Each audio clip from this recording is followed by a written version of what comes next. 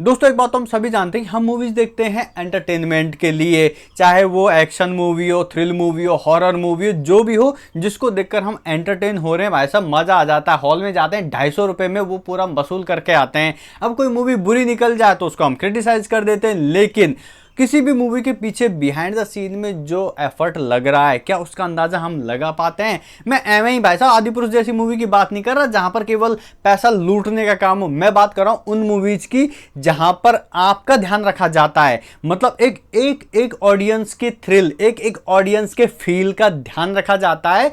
जब ऑडियंस उस मूवी को देखकर जाए तो वो बोल दे कि हाँ भाई पैसा वसूल हो गया। और वही काम करती है टॉम क्रूज की Mission Impossible Death Reckoning. Hello dear audience, और क्या हालचाल आप लोगों के। Welcome back to FPS review. Movie review करेंगे मिशन इम्पॉसिबल डेथ रेकनिंग।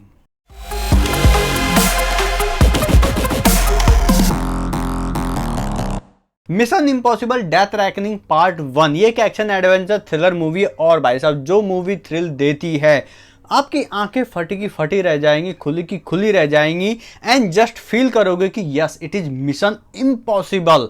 जो चीज आपको इम्पॉसिबल लग रही है वो टॉम क्रूज ने करके दिखाया है। अब एक सिंपल सा सवाल पूछता हूं कि 60 साल की उम्र में लोग क्या करते हैं? मैं बताता हूं, अरे बेटा पानी लाना पानी। भाई साहब खटिया पकड़ लेते हैं, एक्चुअल बता रहा हूं। और इंडिया की तो एवरेज लाइफ है 60 साल, मतलब निपट लेते हैं। खैर जो भी हो, ये कोई बहुत बढ़िया भी जीता, मैं वो वाली बात नहीं बोल रहा, लेकिन 61 साल के हैं टॉम क्रूज। उन्होंने बाइक का जो स्टंट किया है, इवन मूवी के कई स्टंट उन्होंने खुद ही किए, मतलब ऑलमोस्ट सारे स्टंट उन्होंने खुद ही किए हैं, जो कि भाई साहब आपके कलेजे बाहर निकाल देंगे। खासकर वो बाइक को क्लिफ मतलब खाई में कुदाने वाला सीन, माई गॉड। और ये कोई स्पॉइलर नहीं है, मूवी के मार्केटिंग के टाइम पे आपको पहले ही बता दिया गया कि भाई साहब टॉम क्रूज ने ये स्टंट खुद किया है। एक बड़ी सी क्लिप पे बिहाइंड द सीन आया कि एक बहुत ऊंचा ब्रिज टाइप का बनाया, उस पर बाइक भगाई और वो कूद गए। एंड भाई साहब किया क्या, वहां पर जो ब्रिज था उसको सीजीआई के एक क्लिप बनाई, एक पहाड़ी बना दी जहां से टॉम क्रूज कूद रहे हैं। लेकिन जो स्टंट किया है वो उन्होंने खुद ने किया है। 61 साल की उम्र में ये स्टंट अपने दर्शकों के लिए करना, दिस इज डेडिकेशन। एक 250 की टिकट के लिए, एक इंसान के अगर एंटरटेनमेंट के लिए ये बहुत बड़ी चीज होती है। मतलब आपके एंटरटेनमेंट का एक एक्टर कितना ख्याल रखता है वो टॉम क्रूज से कोई सीखे। खैर अभी के लिए भावनाओं को काबू करते हैं, इसके बारे में बाद में बात करेंगे। अभी बात करते हैं मूवी की। तो सबसे पहले बात करें स्टोरी की, तो मिशन इम्पॉसिबल की फ्रेंचाइजी की जो स्टोरीज होती हैं वो लगभग सेम सी होती है कि यहाँ पर कंट्री पर कोई थ्रेट होता है जिसके लिए एक की तक पहुंचना होता है। ईथन हंट को एक मैसेज मिलता है जो खुद डिस्ट्रॉय हो जाता है, और फिर उस मिशन को अंजाम देते हैं ईथन हंट, जहां पर उनको कोई ना कोई की या डेटोनेटर कुछ ना कुछ हासिल करता होता है, जिसकी वजह से जो फाइनल जो तबाही होनी होती है वो रुक जाती है। लेकिन इस बार मामला और भी ज्यादा पेचीदा है, और वहां पर भी की वाला कॉन्सेप्ट तो है, लेकिन ये की कोई आम की नहीं है, ये लॉकी है। खैर जोक्स अपार्ट दोस्तों, ये जो चाबी है जिससे जो ताला खुलेगा, उस ताले के पीछे जो पावर है वो भाई साहब पूरी दुनिया को कंट्रोल करने की क्षमता रखती है। और उस चाबी के पीछे हर वो कंट्री, हर वो शख्सियत पड़ी हुई है जिसको दुनिया मुट्ठी में करनी है, जिसको वो पावर कंट्रोल करनी है। लेकिन भाई साहब कैसे? यहाँ पर मिशन इम्पॉसिबल के लिए हमारे टॉम क्रूज भैया है ना, हमारे ईथन हंट, उनके हाथों में ये जिम्मेदारी आई है। अब आई है तो किस तरीका से वो इसको रोक पाएंगे या नहीं। एवं दोस्तों मूवी में भी जितने लोगों को भी वो की चाहिए उनको चाबी के बारे में पता है, लेकिन उस ताले के पीछे क्या है, वो ताला कहाँ है यही नहीं पता। बस चाबी के पीछे भागे जा रहे हैं। असली ताला, असली राज अगली वाले पार्ट में खुलेंगे। खैर दोस्तों मूवी की स्टोरी बढ़िया आपको अंगेज रखेगी। तो ये तो था स्टोरी का मोटा मोटी आइडिया। बात करते हैं कि क्या ये मूवी हमको वो थ्रिल, वो फील, वो एंटरटेन दे पाती है? नहीं तो भाई साहब जब आप ये मूवी देखोगे ना तो आपकी आंखें खुली की खुली रह जाएंगी। टेंशन में पूरा माहौल चलता रहता है, स्क्रीन प्ले बहुत टाइट है, कब इंटरवल हुआ, कब यहाँ पर मूवी खत्म हुई आपको पता भी नहीं चलेगा, क्योंकि मूवी भाई साहब शुरू से लेके एंड तक एक टेंशन क्रिएट कराए रखती है। वो थ्रिल, वो जो एडवेंचर है वो हमको दिखाती रहती है।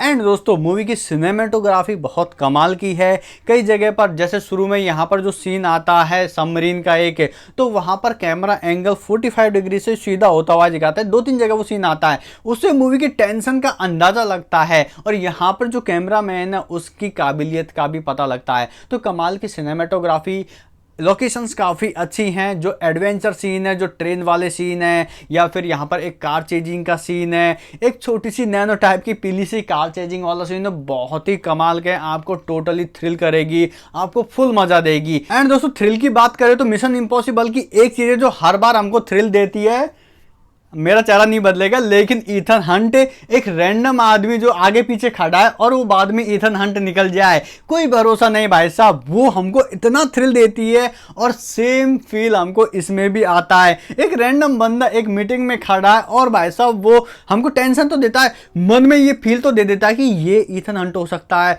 लेकिन भाई साहब जिस तरीके से वो कारनामे करता है वो उनको कंफ्यूज करता रहता है। फिर फाइनली वो ऐसे, ओ भाई साहब ये तो अपना ईथन हंट है। तो वो फेस वाला जो चीज है भाई साहब वो आज भी उतना ही थ्रिल करता है जो पहली मूवी में करता था।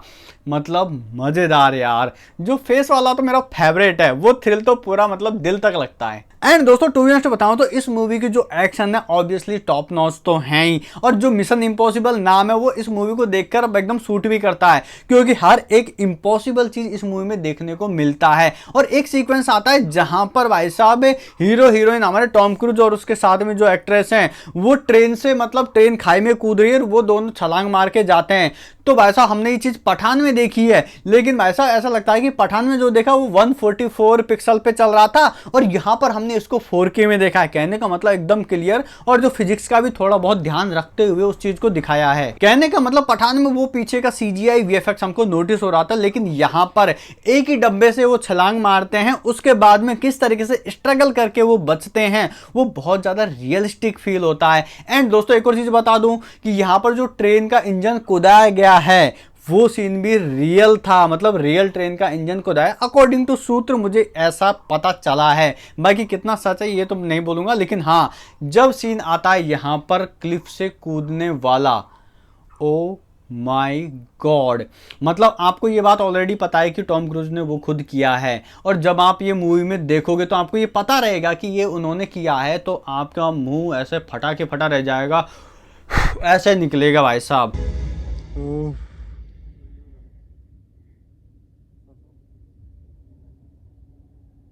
ना खतरनाक स्टंट कैसे, मतलब how it is possible, that's why it is mission impossible.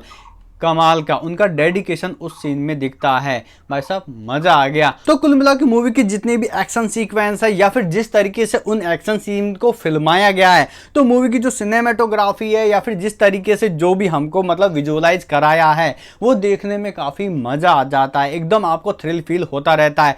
बात करें म्यूजिक की, ओ भाई साहब म्यूजिक इसका इतना टेंशन भर देगा ना आपके जहन में। एक सीन आता है जहां पर हीरोइन है वो एक गुंडे से फाइट करती है जो इसका मेन विलन होता है, एक ब्रिज वाला सीन आता है, वहां पर म्यूजिक है वो रेज होता जाता है, एकदम बढ़ता जाता है बढ़ता जाता है बढ़ता जाता है, और ईथन हंट है उसको कहीं पर मतलब उलझा हुआ है, उसको भागकर वहां तक पहुंचना है।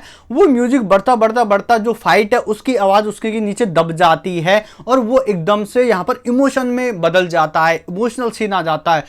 वो जो सीन है यार, मतलब वो सीन आपको टोटली टेंशन में भर देगा। हाउ मतलब कितना शानदार उस सीन को फिल्माया गया है, म्यूजिक इतना कमाल का दिया है उस जगह पे तो कम से कम, एंड पूरी मूवी में म्यूजिक काफी अच्छा। और उसके अलावा हमारे मिशन इम्पॉसिबल का ट्रेडिशनल म्यूजिक तो है ही है, भाई साहब ये तो अलग ही फील देता है, एकदम मजा आ जाता है। तो कुल मिला के बात ये भैया, मिशन इम्पॉसिबल डेथ रेकनिंग एक बहुत ही कमाल की एक्शन एडवेंचर थ्रिलर मूवी है। एंड दोस्तों मैंने इस मूवी को टोटली एंटरटेन किया, एंड खासकर मैं सैल्यूट करना चाहूंगा अगेन टॉम क्रूज साहब को कि भाई साहब उन्होंने इस उम्र में इस तरह के स्टंट को खुद अंजाम दिया।